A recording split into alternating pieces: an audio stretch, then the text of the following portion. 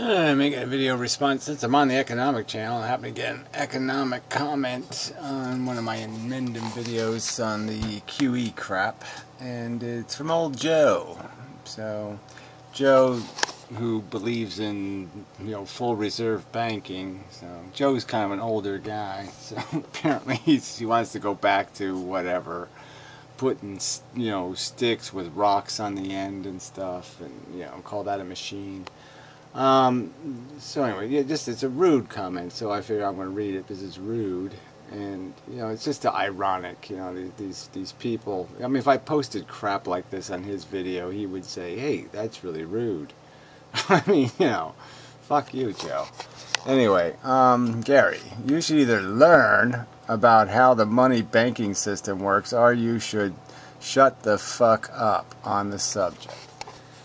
I can say the same thing to you, Joe. I think you're really profoundly ignorant, okay, to think that the government should just print cash. I mean, obviously it shouldn't borrow money. So, yes, compared to borrowing money, it should print cash, because there's no point in paying interest. But if you did that for the financing of all government excess expenditures, it just ends up being a flat tax on the economy. And I'd rather have a progressive income tax than a flat tax. So I think you're just being ignorant not to realize who's going to pay for that. It will be inflationary. And the idea of full reserve banking is just idiotic for secured loans especially. So for mortgages and collateralized loans, it would be idiotic to have full reserve banking because you're just charging excessive interest rates for no good reason. You're just making money incredibly tight. Making the bidders for the loans bid higher and higher in terms of what they'll pay for a loan for perfectly well secured borrowing, and that would be idiotic. So for unsecured borrowing, I don't care one way or the other. I mean, I just think it should be the buyer beware. I think they should only FDIC insure deposits that are used for secured loans. It's reasonable banking practice to hold the mortgage for a $300,000 house and loan $150,000. That's a reasonable banking practice that a house isn't likely to lose half its value in the term of a loan. So I think that's pretty reasonable. So you might as well re-lend that money. Anyway, so you're an idiot. Anyway, so just uninformed disassembling is wildly apparent. Uninformed disassembling is wildly apparent. Well, so this is on QE, so this ought to be interesting because he doesn't know shit about this either. Alright, either call this the misinformed about digits cash reserves, or just clarify that this a bunch of crap about QE crap. So what use is that sentence? Not even well written, and just more insults. Yeah, you're old and dumb. What do you want me to do? You want me to counter your insults with insults? Fine. I previously explained this reserve relationship here. Well, colon. Well, there's no here. So here, I guess, is here. I don't know. Is that how it works? Here is here? Anyway. Here, there can be no conversion of non-cash reserves to cash beyond the existing amount of cash in existence, which is pretty much everybody's pocketbook money. Yeah, here's the facts. Okay, there's $1 trillion in the economy in cash, in dollar bills, $100 bills, money, all that kind of crap. $1 trillion. The reserve accounts have $3.5 billion in them.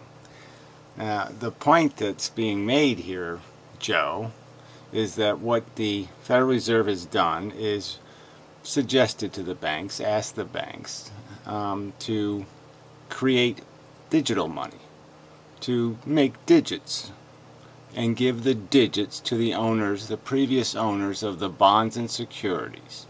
So we bought $3.5 trillion of our own bonds and of the junk that banks held. So we bought $3.5 trillion worth of paper, and we suggested to the banks that they should give bank digits to the people who sold the stuff to us. So they got the cash equivalent of bank digits. Now the fact is the bank can run that way. So as long as nobody asks for real cash, as long as there's no run on the bank per se, they can get away with making more digits than they have cash. Obviously, fractional reserve banking works that way and has worked that way for a long time, where the bank doesn't have cash for all of the, if all the depositors said give me cash, they don't have cash in the bank. They have loans out to other people. Digits. And so that was the swap.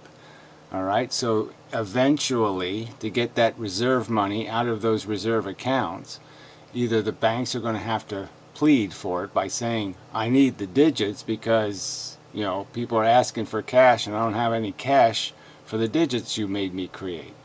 And so the Fed would then have to print the cash into the economy.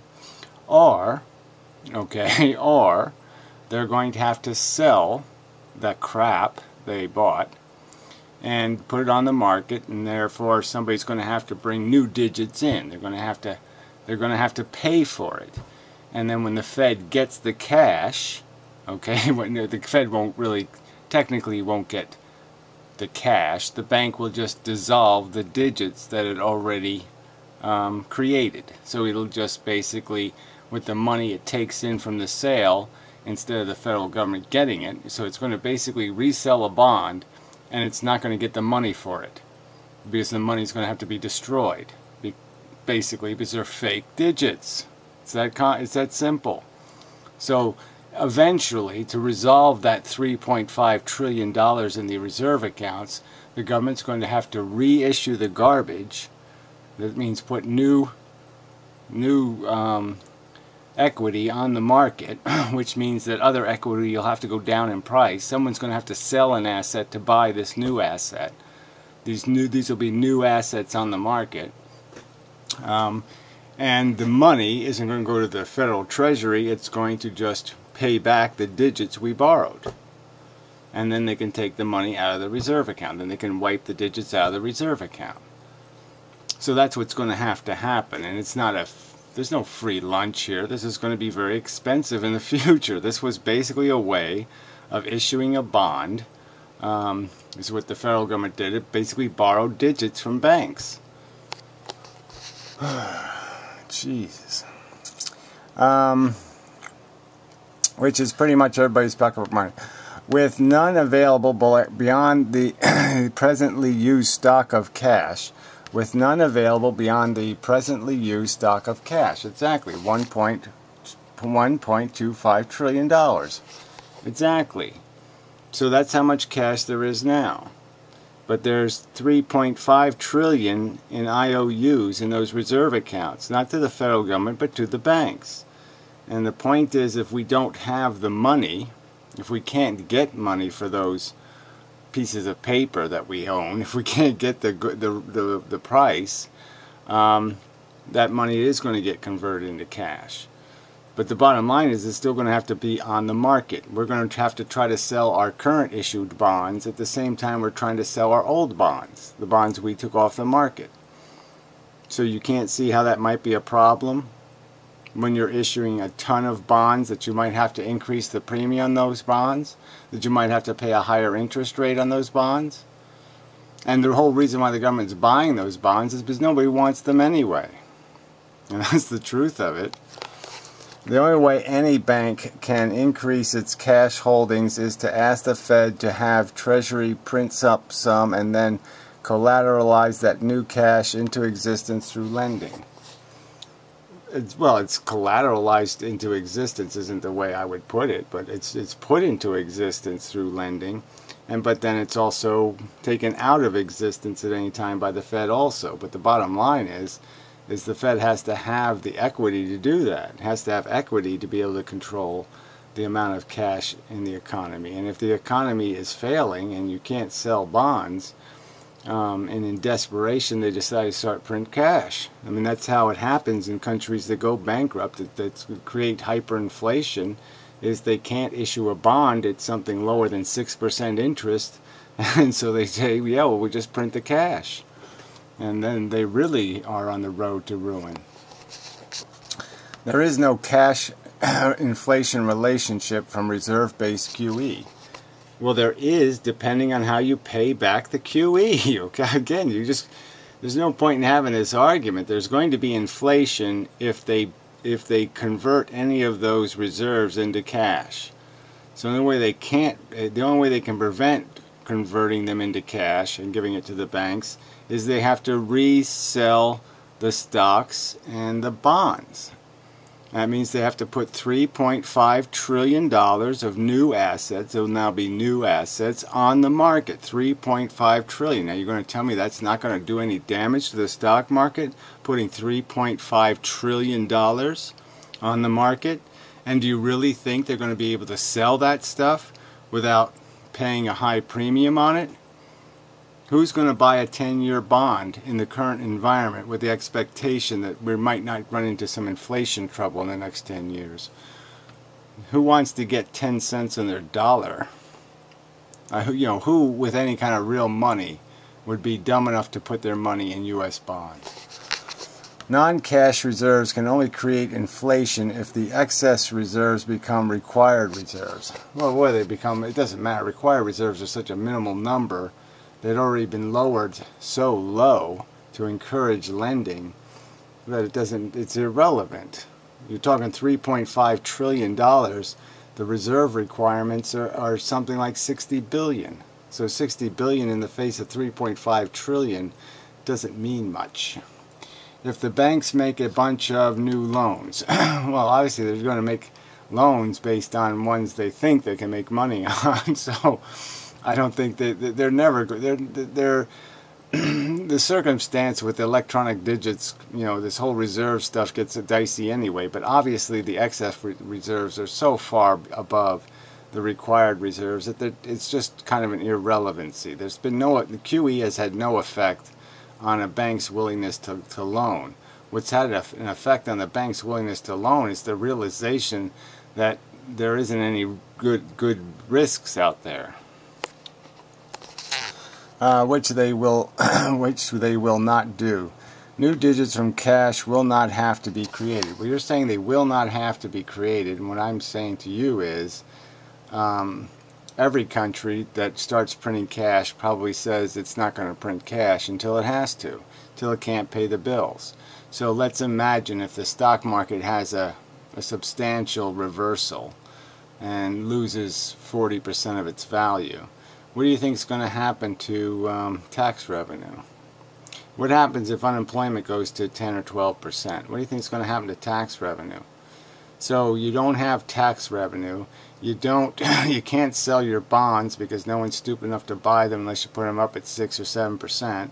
So you have to pay a huge premium on them. You can't finance the old debt because now the interest rates have gotten so high. So you can't refinance it anyway. So what's the plan then? Yeah, well, the plan's going to be, well, let's just print some cash to get by for a year or two. And then it'll be 3 years, and then it'll be 4 years. And before you know it, you've got a yen. Yeah, that's what you got. You got $1 million for a loaf of bread. This is either fallacy or fancy. Well, fantasy. Says you. By what? What argument did you make here? This isn't much of a complex argument. How exactly do you think the reserve accounts are going to be reduced? What has to happen to reduce the reserve accounts? Did I say something inappropriate in pointing out that you have to sell more paper onto the market to be able to lower those reserve accounts? That you actually have to put $3.5 trillion worth of bonds or stock that you bought, you have to put it onto the market. And that if you're going to sell it in this market, you're going to have to put a premium on it. People aren't going to buy it unless they're getting a deal. Another clue, cash money will not lose value. Well, cash money will lose value if $3.5 trillion worth of it ends up going to the banks. All the banks have to say is, I need the cash, okay? You told me to buy this shit, Now people want their cash, and I don't have their cash. I gave them digits that you have the money for. The reserves for the money we borrowed are in the reserve accounts, and the banks have a right to that money if there's a run on the bank. It is what everyone will need to acquire goods and services. Well, whatever. I already know that. But, yeah, I mean, you know, this was just all unnecessary, all this crap, you know, in terms of this attitude you have. It's just bullshit.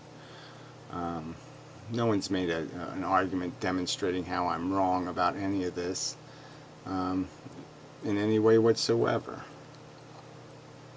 QE is just it's just a deceptive way to borrow money. So we essentially borrowed money by having the banks print digits instead of cash. But the digits are cash in a sense. They'll have to be converted eventually by some kind of transaction. Somebody's going to have to, we're going to have to sell the assets, and somebody's going to have to pay cash for them. And that's the way it is. And that cash is going to have to be consumed by the banks to swallow up digital digits that we had them create. It's a fact.